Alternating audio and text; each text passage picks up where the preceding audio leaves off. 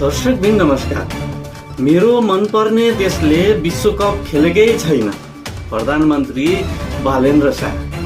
दर्शकहरू, प्रधानमन्त्री बालेन्द्र शाहले सामाजिक सञ्जाल फेसबुकमा एक स्ट्याटस लेख्दै आफूलाई धेरैले तपाईको मनपर्ने देश कुन विश्वकपमा छ भनेर सोध्ने गरेको बताएका छन्। त्यसको जवाफमा उनले मेरो मनपर्ने देशले त विश्वकप खेलेकै छैन भन्दै टिप्पणी गरेका हुन्।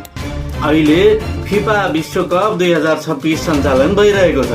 प्रधानमन्त्रीको सो पोस्टले कमेन्टमा धेरैले नेपाल सहभागी नभएकोले बालेनले कुनै पनि देशलाई समर्थन नगरेको आकलन गरेका छन् र उनको यो भन्नुको आशय पनि यही हो, मेरो प्राणभन्दा प्यारो देशले अहिलेसम्म विश्वकप खेलेकै छैन।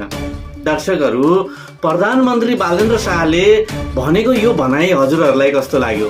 कृपया कमेन्ट बक्समा गएर लेखिदिनु होला र हामीलाई फलो गर्न नभुल्नुहोला। नमस्कार।